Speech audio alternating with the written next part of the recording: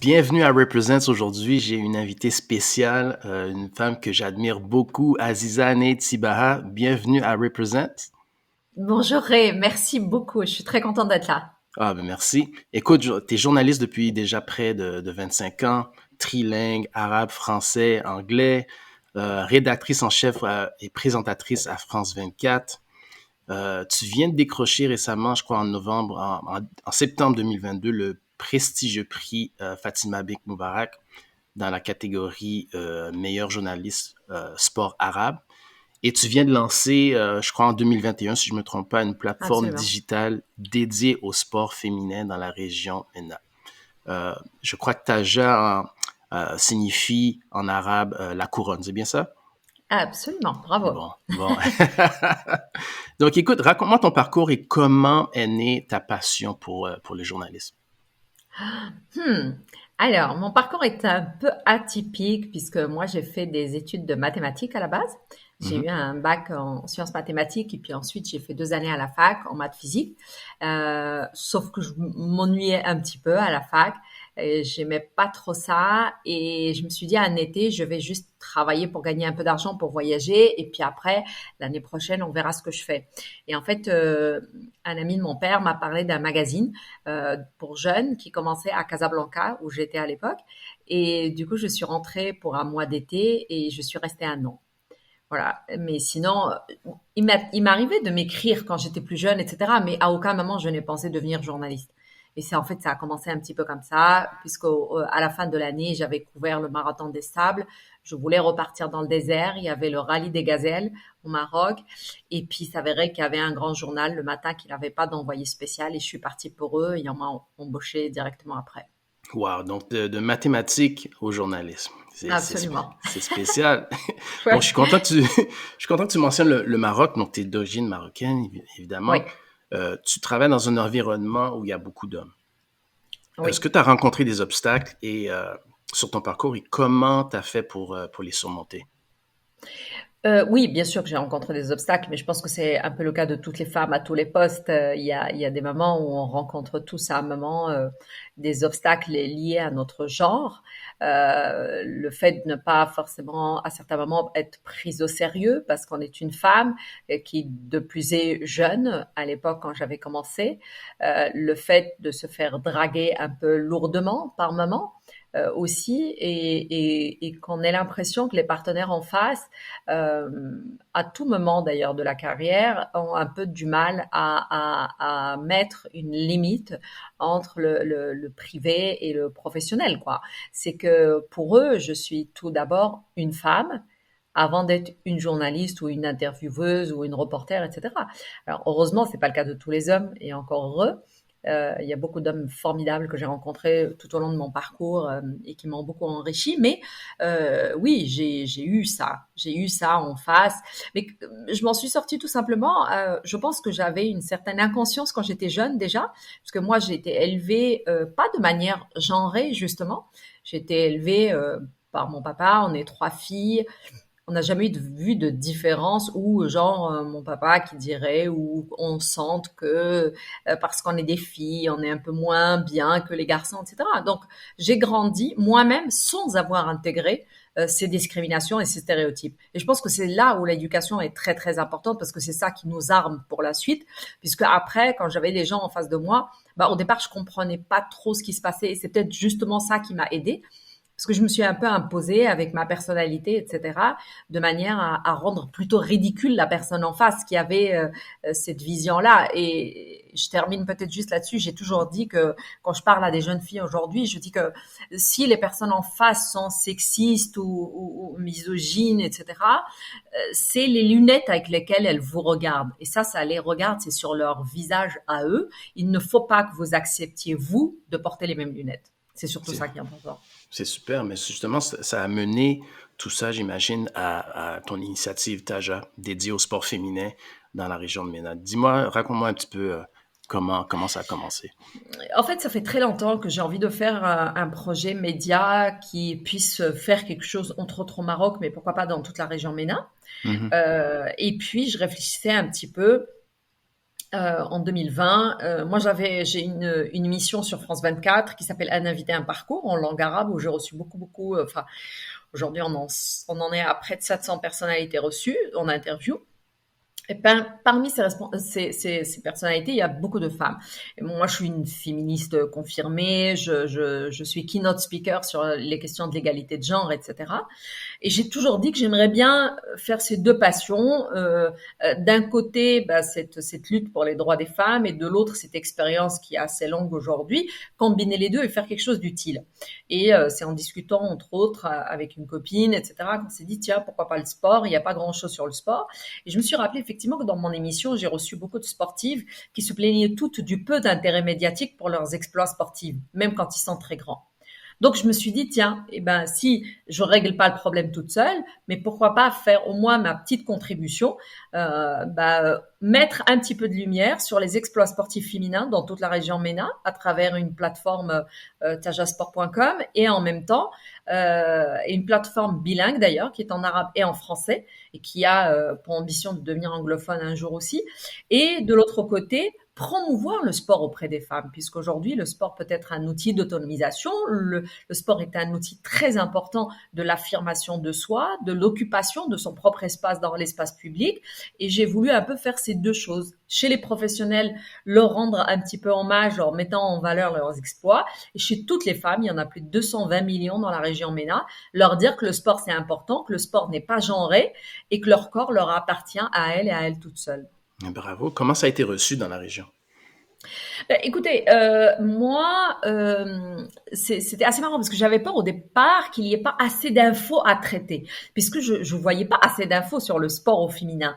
Et en fait, on croule sous les infos parce qu'il y a beaucoup de choses qui se passent, sauf que les médias ne s'en occupent pas. Donc, on a l'impression qu'il se passe rien. Et du coup, les sportives et le monde sportif a été plutôt réceptif puisque ils voyaient enfin un média qui venait s'intéresser, à couvrir, à faire, etc. Sauf qu'on tombe en même temps dans un moment où on commence à s'intéresser de plus en plus dans cette région au sport au féminin, soit par sport washing, soit par réel intérêt pour le sport au féminin. Donc, il y a un peu de concurrence, pas de la part d'autres médias, ce que j'aurais bien aimé, mais de la part des fois d'organismes, etc., qui veulent, attendez, c'est nous qui communiquons, etc. Mais en même temps, je rentre dans un monde qui est tout nouveau, c'est vraiment une niche, et quand je veux travailler, par exemple, sur une sportive, souvent, on n'a pas la data, on n'a pas les photos, on n'a pas les infos, on n'a pas tout ça, parce que on s'en occupait pas. Moi, j'ai rencontré des sportives professionnelles qui n'avaient presque pas de biographie prête, qui n'avaient pas de photos, qui n'avaient pas de CV, qui connaissaient même pas combien de buts elles ont marqué dans leur carrière, Wow. et donc c'est un peu, on est un peu parmi les pionniers, mais en même temps, c'est ça aussi qui rend la chose un peu plus excitante et intéressante. Wow, c'est super. Écoute, je sais que tu as eu des grandes entrevues avec des personnes exceptionnelles, des grandes personnalités. Quels sont tes meilleurs moments et pourquoi? Alors, il y en a beaucoup. Parmi les moments très intéressants, j'ai rencontré l'ancien secrétaire général de l'ONU, Kofi Annan? Ah, Boutros Ghali. Boutros-Ghali, qui est mort Mhm. désormais, qui est mort depuis. Et c'était intéressant. Pourquoi? Parce que quand j'étais toute petite, à la première guerre du Golfe, je regardais les infos avec mon père. Et c'était mon premier écrit journalistique. J'ai retrouvé récemment d'ailleurs des feuilles où en fin de journée, je mettais tout ce que j'ai appris dans les infos. Combien il y a eu de morts, qu'est-ce qui s'est passé, qui a démissionné, qui a été... J'avais 15 ans à la première guerre du Golfe. Et j'étais très marquée par cette guerre que j'ai trouvée vraiment injuste, etc. Et quand j'ai grandi, je suis devenue journaliste et en 2003, quand il y a eu la deuxième guerre en Irak, la deuxième invasion, la guerre du Golfe, euh, de George W. Bush, j'étais aussi très malheureuse pour d'autres raisons, puisque je couvrais, j'écrivais sur ce qui se passait, et en même temps, je voyais que je pouvais absolument rien changer, et je comprenais pas ce qui se passait. Je comprenais pas pourquoi ces grands décideurs faisaient ce qu'ils faisaient.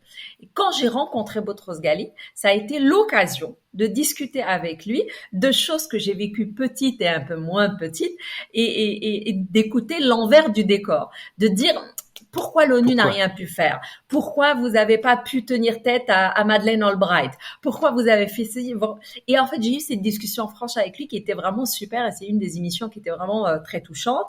Et pour prendre comme une femme, la reine Nour de Jordanie, la reine mère, m'a aussi beaucoup, beaucoup touchée parce que son équipe voulait absolument qu'on s'en tienne à une émission avec elle. Je suis partie en Jordanie pour la faire. Ça a duré 45 minutes.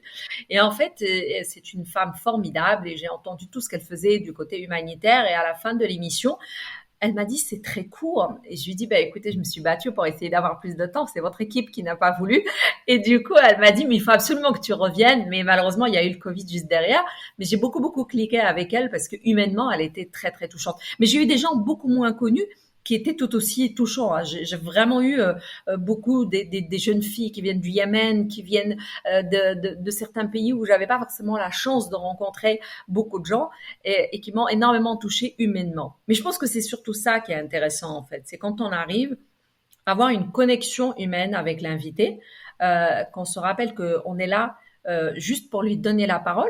Je ne suis pas pour les présentateurs généralement qui s'accaparent beaucoup de temps et qu'on écoute, mais avec beaucoup d'intérêt et beaucoup de respect pour toutes les histoires qu'ils me font l'honneur de partager avec moi. Ouais, c'est ce qui me fascine justement, ton parcours. Écoute, nous, on s'est rencontrés en 2001, si je me trompe pas, c'était au Jeu de la francophonie à Ottawa, il y Absolument. a très longtemps déjà. Écoute, est-ce que tu retournes au Canada de temps en temps? Alors, j'y suis retournée après plusieurs fois. J'ai été au moins 5, 6 fois, je pense, au Canada, puisque Mhm. la dernière fois devait dater de 2007 à peu près. Je rêve d'y retourner parce que c'est un pays qui m'a beaucoup marqué. Et puis surtout, je pense que ce qui m'a marqué, bah, voilà, quand on s'est rencontrés, par exemple, pour le projet Radio Jeunesse, et des choses qui étaient enfin, il y a de belles choses qui se passaient à ce moment-là et j'aime beaucoup aujourd'hui d'ailleurs je le dis toujours à ma petite sœur aussi c'est que toutes ces organisations qui réunissaient à nous réunir en tant que jeunes etc m'ont personnellement beaucoup aidé à m'ouvrir à d'autres cultures à d'autres choses que je ne connaissais pas et que j'aurais pas eu l'occasion de connaître à l'époque et changer vraiment ma mentalité parce que je pense qu'aujourd'hui le voyage voilà c'est quand même prouvé que c'est hyper important pour pouvoir être plus ouvert et plus tolérant sur le monde.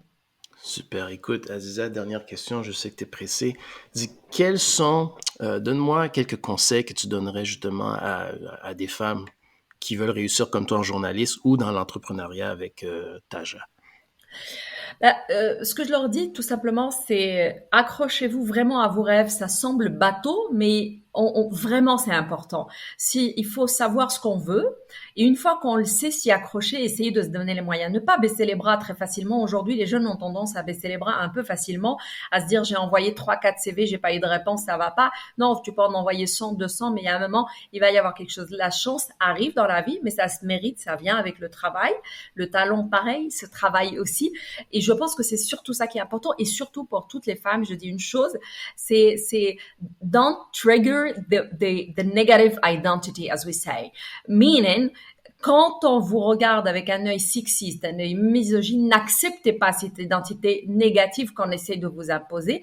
Vous êtes ce que vous êtes très forte et on a tout en tant que femme une force incroyable en nous quand on veut. C'est celle-là qu'il faut aller chercher. Parce qu'avant de penser à changer le monde, il faut d'abord avoir de bonnes fondations soi-même. Bien, c'est super, un message très positif. Écoute, on peut s'attendre à quoi dans ta carrière pour les prochaines années? Sur quoi est-ce que tu travailles? Eh ben, je pense que j'ai toujours tendance à dire le plus beau est à venir. Donc, je sais pas du tout. J'ai quelques projets d'émissions, j'ai des choses, et moi je me dis que tant que je suis sur Terre, j'essaierai d'être utile et de faire des choses que j'aime bien. Donc, the sky is the limit.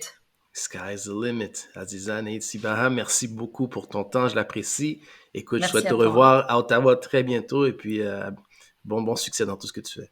Merci beaucoup, Ray. Merci infiniment et bon succès aussi pour ton podcast. Merci. Merci, j'apprécie.